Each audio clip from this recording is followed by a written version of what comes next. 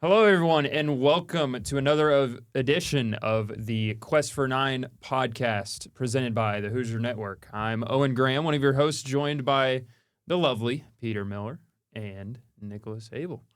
Guys, it feels like it's been a while. Yeah, it really hasn't. It hasn't, but it does feel like it. It feels like it's been a while, but it hasn't. Of course, we still have. I think the main thing on the docket today is recapping that Maryland match. For those of you who missed, Indiana traveled to College Park on October 24th, last week on Friday. Very hard-fought match, very, maybe close match in terms of scoreline. Maryland looked, in my opinion, the more clinical side, but ultimately Indiana couldn't handle it and dropped the match 2-3 inside of Maryland territory, and that earned Maryland the number one ranking in, what was it, the RPI? Top Drawer Soccer. Top Drawer Soccer. They are now the number one team in the nation, defeating Indiana. But as for Indiana, to lose a match. Still yet to lose a match. Crazy for the Terrapins, and just a really talented squad. But guys, we're here to talk about the Hoosiers, and the Hoosiers certainly had chances to make this a much more interesting match. Yeah, well, I think I got the wrong read on this game. I thought we were going to get a little cagier match. Somebody got it right, but continue. Okay. No, this is an open, pretty fast game. Chances at both ends, but Owen, as you mentioned, just more for Maryland that clearly looked to be the better team. And in the end, we're more clinical. I think the main storyline here for, if you're Indiana, is now what are you going to do at goalkeeper? Because you've kind of gone back and forth between Holden Brown and Jewell and Michelle this year, and you've been going with Michelle, the freshman, in some of these bigger ranked matches, and he's been good. But a couple mistakes against Maryland, which were ultimately the difference as we get into almost playoff season here. Those are the mistakes that could end your season. So that's the main storyline to watch coming out of this game for Indiana. But you still have a chance to make the Big Ten tournament. You sit 2 points behind UCLA for that fourth and final spot with a pretty manageable schedule remaining. You do have a match in hand on UCLA, so. Yeah. That as well. So, I mean, not all is lost for India, but definitely a game that you definitely wanted to at least get something out of and probably play a little bit better on the road in Maryland. This is a team that's been very good on the road and has been very good against ranked teams, their first ranked loss of the season. So it's not necessarily back to the drawing board, but a learning moment for sure. Yeah, and one thing I do want to bring up as well is, kind of the surprising team of the Big Ten, Washington. That is UCLA's last match. They go to Washington. So in terms of Washington maybe wanting to clinch that the number one spot in the Big Ten, could be a big matchup for them. Nick, what do you got on, I guess, the Maryland match? Yeah, I think you guys summed it up fairly well. It was, as I thought it was going to be, it was an offensive firepower of a match. 3-2 final. The Hoosiers went down 2-0, and it looked bleak at points. Charlie Hoyer with probably his best goal of the year. It was a fantastic right foot finish. And at the end, Jewell and Michelle just not good enough in the net. The first goal, pretty much entirely his fault. He's going to say that, I'm sure. I'm sure he took accountability. You're not going to hear that from anyone on the squad, obviously, but realistically, it was the worst goalkeeping match out of an IU keeper this season, and it came up in your biggest Big Ten match with a chance to show that you could still compete for potentially that top spot. Now that is not possible. You're not going to be at least co-big champs for a third straight year. You got to fight for 2 matches to make the Big Ten tournament, which is surprising for a team that has a fantastic RPI and will no doubt be in the NCAA tournament. Just kind of weird how that shapes out. But as you guys said, 2 points behind UCLA. Fate is in your hands at this point. You have 2 matches. If you win both of those matches, You make the Big Ten tournament, and then who knows from there. It'll be fun to watch what happens at the top with Washington and Maryland still having to play each other, just 1 point separating those two. So that'll be very fun to tune into. And then Michigan firmly in third place, but depending on what happens, the Hoosiers could potentially oust them for a third. But no matter what, you're going to be able to face Washington or Maryland in that semifinal match, so a chance to right the wrongs that you had in the regular season. Yeah, certainly so. And I think another interesting thing that as you look at the table and you look at the standings is Rutgers is only 2 points behind Indiana. Yeah. And that's their next match. So more to play for, of course, for the Scarlet Knights as well. And, they win 2 matches. That certainly gets interesting depending on how UCLA goes to Washington. But certainly a lot of work to do for this Indiana squad moving forward. And just to echo and kind of go back to what you guys are saying, the goalkeeper. Gosh. There you go. Words are hard. Wow. It's almost the weekend. Thursday, almost the weekend. Can't wait. Halloween. Should we? No. We'll get there later. We'll get into costumes later. I got excited. Okay, but anyways, goalkeeper situation. Yeah, certainly the worst match by a goalkeeper Indiana's had this season.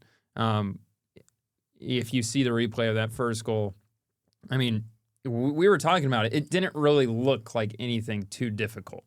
I mean, obviously, we're just 3 guys sitting in a podcast booth just talking, but with the crowd right behind him in his ear. We talked about that as well. Great student section in College Park. Student section right behind him in his ear the entire match. And, a big stage for a young goalkeeper. And, just not the greatest effort there. Peter, you mentioned it. He could have maybe done better on the other 2 efforts as well. But I also kind of have to look at Indiana's offensive side too. A few missed chances. I think the big one came in the second half. Nolan Kinsella, a really, really, really close finish that just came off the post. You knock that in, and that gives you a lot of momentum before that third goal that Maryland had. That would have evened it at 2 Absolutely. apiece. So yes. Who knows after that? Entirely different match. Obviously, we can get into hypotheticals the entire time we'd hear, but, something to think about. And, maybe Indiana looks at that and says, hey, we were maybe a little bit more even in terms of, just competing with this team than what the score and what actually looked like on the playing field. But ultimately, now they're past that match. You move on to the next one, and that next one is a spooky one. Going to Evanston, Illinois, to face off against the Northwestern Wildcats on Halloween night. 7:30 kickoff time inside of Chicago will be broadcasted on Big Ten Plus. Quick scouting report on Northwestern.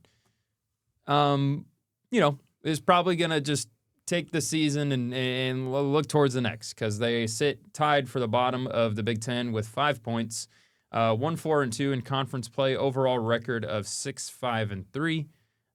Anything stick out to you guys? Yeah, this is a team that's not in good form at all. Haven't picked up a win since, since Rutgers on September 19th. Excuse me, conference win. They beat Evansville on October 7th, but still, that's over 3 weeks ago. You mentioned it, Owen. It's probably kind of just a time to hit the reset button, but you don't want to hit the reset button without at least something to look forward to and something positive to take out of this season.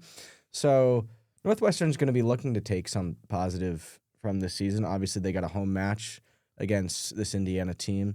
And it's still, Big Ten soccer, despite, Northwestern being in last place, tied for last place. So they're going to throw pretty much everything they got at you. At this point, what do they got to lose, right? Yep. I mean, if they're going to be looking to play spoiler, and if you're Indiana, you got to put your foot down. You can't let that happen. Yeah, certainly. And again, another thing, beautiful stadium. Yeah. Beautiful stadium. Yeah. probably my favorite in the Big Ten Conference. But now they're playing football there now when they are trying to build that other stadium. But Riverside soccer, can't go wrong. Nick, anything else to add? Yeah, you mentioned it. It's a Big Ten match. There's a couple things you might want to note, though. Northwestern, while their record hasn't been good at all, they actually have not been bad at home. 4-2-2. Yep. Versus the Hoosiers on the road, they have not been nearly as clinical. In Big Ten play, they're 1-3. 1-3-0 on the road. So it hasn't been exactly what Todd Yeagley's squad has hoped for, and we saw a similar type of play against another weaker opponent in the Big Ten when they went on the road in a hostile environment, and they couldn't find the offensive output to win a match that ultimately could cost them in terms of Big Ten rankings at Michigan State. Right. So there's a playbook for Northwestern to keep this close and to potentially steal a match and even knock Indiana out of the Big Ten tournament. So you can't overlook this match by any means, and I'm sure the Hoosiers will be rearing to go after what was a devastating loss last Friday. I will add, too, tomorrow is senior night in Evanston. So going to be looking to send those guys out on a positive note as well. No slouch. No slouches in the Big Ten. Nick, as you mentioned, that Michigan State game is a great example of going on the road to a team that you probably on paper definitely are better than, but you just can't put it together. And I think at this point too, you got to maybe if you don't make the Big Ten tournament, you still got to think about potential seeding for the national tournament too. So absolutely got to get 3 points from this one. Peter, I'm going to take a little out of your playbook and note that not really a go-to goal scorer for this Northwestern side. Joe Suheski, I remember that from calling the game last year. It's not Suchecki. And Peter Rise, both with 4 goals apiece. But outside of that, not a really, I guess, a guy that you have that you want to put the ball at their feet in a pressure situation, anything like that. But as I'm looking at this, a lot of returning names that I recognize from broadcasting the game just a year ago. Now, granted, Indiana handled that match pretty cleanly. I think it was 4-1. I think it was 6-1, and a little bit different scenario here. That match was what clinched the Big Ten title, so you maybe thought it could have been that early on in this year, just not the case. Right. But even so, a lot of returning guys for this Northwestern piece. The one that sticks out to me is Nigel Prince in the back line, who is just kind of the leader that you want in your side. First team All Big Ten 2 years ago, second team last year. Is a really proven defender on that back line that is not going to be any slouch by any means. And then Suheski and Peter Rise as well, 2 veteran guys. But it's hard to come into this match and not think that Indiana's going to handle business, especially with what they have to play for. But like we said, when Indiana travels, that's when things start to get a little iffy. But ultimately, Indiana, I think trying to get into, I guess, like keys to the game or something like that, I think you want to handle this the full 90 minutes. I think you don't want to let anything go astray, especially since you're coming off so much rest. I think that's also an important thing. Maybe at full health, I don't know, with how Jack Wagner not playing in that last Maryland match. We didn't really talk about that at all. And that was evident. Huge. You could tell Indiana was way less comfortable in the middle of the field with their midfielders without their captain, their senior captain, who's so good on the ball and directing that offense and connecting the back line to the forwards. No Wagner. We don't know why that was exactly, but hadn't seen any injury notice before that for Jack, but it was a big difference. Yeah. And Bruletti played well, but probably not to the level that Todd Yeagley's used to with Wagner in the middle. Absolutely. And, not to gloss over that by any means. That's a huge, huge thing to monitor as they go to Northwestern, see if he's available. Because you kind of play just basic soccer starting with the midfield. And if you don't have your number one guy in there, that's a problem. Gotta have a number 6. Yeah. So I'm looking for Indiana to just kind of control this match as much as they can and, clean up some of that mistakes. Like I said, coming off plenty of rest from the Maryland match. You know what you're playing for. You know the task at hand. It just comes down to the execution, but taking it game by game. So I think that's the main thing to highlight in this one. Anything else that comes to your guys' mind? Yeah, just to build off of that, I think this is a game where I think you have to get a clean sheet too. Yeah. As you mentioned, Owen, no real obvious goal scorer for Northwestern. And at times this season we've seen Indiana's backline struggle. This is a time now where you kind of got to get your bearings straight. And coming out of Evanston with a clean sheet would be, I think, ideal going into an important match against Rutgers to close out the season.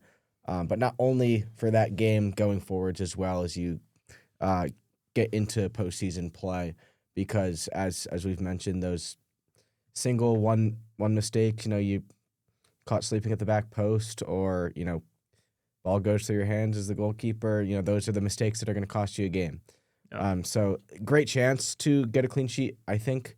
And I think it's something that you got to get done. Certainly a big test, or I should say a big game coming for Indiana. Maybe not the biggest test that they've faced this season, but a game that they have to have looking forward. Yeah.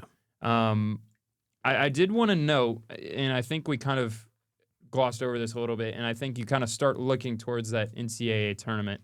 Indiana 5th in the RPI still. And could be home matches in Bloomington. There could be some home matches in Bloomington, but if you want to, do your best to keep that going as well, you got to have these 2 matches coming up. But ultimately, I think we're at a good spot to go into some predictions. Fellas, I am going to maybe be a little selfish and go here first. I do think Indiana should manage or are looking for a clean sheet, but I am still. I think it just comes down to who comes in at goal, and I don't know if they make changes. We were talking about what do you do in terms of confidence if taking Jude right out when you've gone to him the past few matches, but at the same time you can't have games like the last one. So I think Indiana hunts for a clean sheet, and I think I also will say they're going to win this game by a pretty good amount. But I do think they let in a goal that they're going to want back. But ultimately, I think the Hoosiers take care of business in Evanston. I'm going to say Hoyer finds the back in the net once again. Looked a beautiful strike against Maryland.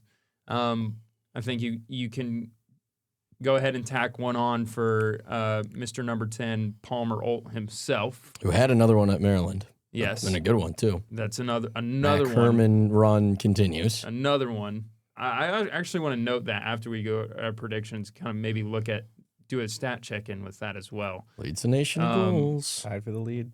Yeah. There we go. You guys are already getting in on Sorry. it. But, yeah, I say those 2 score. I gotta give one to Colton Swan because hasn't been able to, really kind of be a consistent striker at the top spot, but I think he maybe finds the back of the net, gains a little confidence.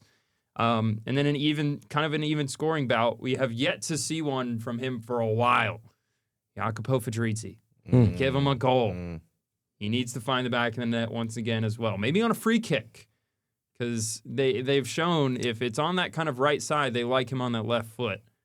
So maybe let's go a little bit more and say Jacopo. Direct from a free kick? On a direct free kick. Where they're not going to put it all over the ball? Well, if it's right outside of the box, we've seen them pass with Palmer Alt. But if it's outside of the box and it's on that kind of right side, I think they go Okay. to Yak. Yeah, there's a time to use that. there's- left There's foot for sure. He's And- been good at delivering. They've Magic talked in that about it. left boot. Anyone else want to go next?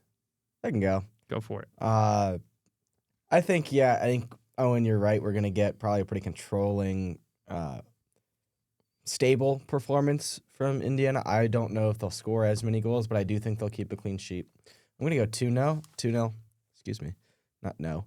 2-0 with a goal for another guy who hasn't quite gotten on the score sheet in a little bit. We go Collins Oduro. Yeah. And I think it'd be really cool to get another goal off of a restart. And maybe get a defender on the score sheet again. But I am going to defer to a safer choice in Mr. Palmer Alt. Because how can you count him out at this point? You in just the can't. season? You just can't. And if he's not Absurd getting what on the he's score doing. sheet himself, he's gonna bag an assist or something. Yep. He's tied for 8th in the country in assists as well. I mean, just do it all player who's getting it done. Nick, what do you got?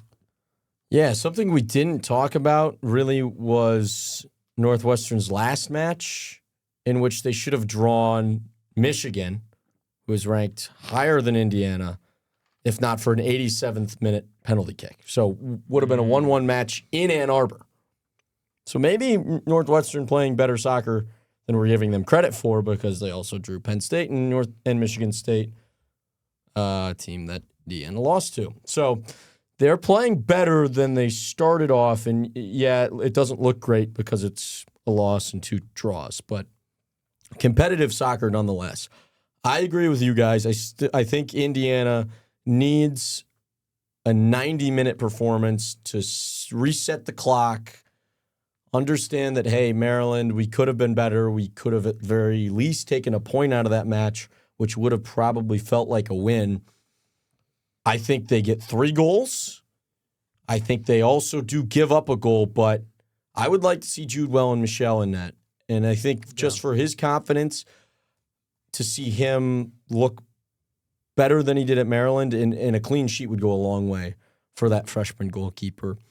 I will be interested. I wouldn't be surprised if Holden Brown started. But Todd Yeagley talked about it all year. You don't really want to flop back and forth just for confidence sake and letting those guys get comfortable in between the pipes. But yeah, I think 3-1. I think Indiana gets on the board first. I think Palmer Alt gets on the board first. And then maybe Northwestern ties it up before the half and the Hoosiers break it open in the second half. I like 2 goals from Palmer Alt. Why not? Just keep doing what he does best. And then I also think Colin Zudoro would like to see one hit the back of the net since he hasn't done that in a while. So I think 3-1 Indiana, and it probably could look more like 5-1 at the end of it. The Hoosiers got to come away with a win at Evanston. You need to. They play ridiculously well, I think, historically against Northwestern. I think they played for 20 years, and Indiana won every match at one point. But the Hoosiers got to win handedly, and then get ready for their closing match against Rutgers with everything on the line. Big Ten tournament implications are right there.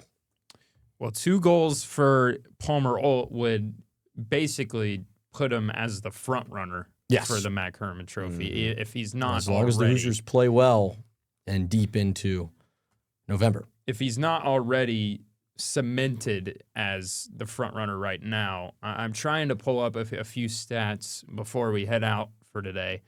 I think last time Indiana player won, it was, of course, Andrew Gutman in 2018. Defender. The latest defender to win. Doesn't look like it's going to be the case at this point. But No. Last year was, sorry if I butcher this, Michael Adedokan from Ohio State. I'm trying to pull up his stats. Ohio State's Alt's already website. passed his points. He's already passed his goals. There you go. That's exactly what I was going to look for. Yeah. So, I think it's just going to come down to at the end of it, who's at the top of that goal scoring category, because kind of as a check-in, once again, Palmer Alt is tied with Donovan Phillip from NC State with 15. But you look on the one right next to it, and Palmer Alt is also has 8 assists. So I think you can firmly put him as the front runner now, even with that tie. But ultimately, Indiana's got to keep playing better.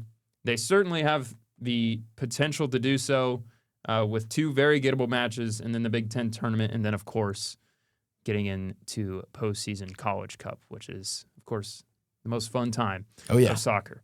Folks, I think that's good enough for us. You want to throw out your costumes out before the end of the episode with Halloween? Let's do it. It's Friday. Let's have some fun. Do you want me to go first? Go first. All right, you were so excited about it. Yeah. Right. So I have kind of 2. Sure, you need to for Halloween weekend. And my girlfriend has a jointed one. I got an afro. I got a beard. And she's a paint canvas. I'm going as Bob Ross. Oh, love it. Wonderful. Painting. Now, with that afro, I also have a white T-shirt. I have a pair of jeans. I have a belt. Anyone want to guess? And glasses. And glasses? The white T-shirt. If you would have said vote for Pedro, I would have done. I was thinking Napoleon Dynamite. Yes. The problem is I don't have the vote for Pedro on the white T-shirt. I'm thinking of doing maybe some arts and crafts. Let's to finish do it it. up, but that's my guess. Anyone else? Yeah, I'm more like Coach Signetti, where I like my He candy likes more candy. than the costume. Like Coach Signetti, I am a big Reese's and Hershey's Shut up, guy. Pack the Rock Pop. Yeah, shout out Pack the Rock Pod. Go listen there if I haven't caught the latest episode. But yeah, I'm probably gonna keep a pretty low effort in terms of the costume. Maybe throw on the old goat onesie from the past few years. Sure. We'll see. There you go. We'll see. Next. I am might be stealing some valor from some great. Where is this going? I'm going with 2 types of mob members. I'm going to do an Irish mob. I got my flat cap and my beautiful Guinness shirt, and then I've got a velour jumpsuit. That's red, and I'll keep the flat cap on. We'll go with Italian Mafia, not to steal anybody's. I cannot wait to see how that turns out. I really, really wanted to make a Terry Rozier joke, but poor timing. Poor timing there. Too soon. Golly, what are we doing? Folks, that's going to wrap up. That's going to wrap up our this edition of the Quest for 9 podcast. From myself, Owen Graham, Peter Miller, and Nicholas Abel. Thank you all for tuning in so much. Have a safe and happy Halloween. Goodbye.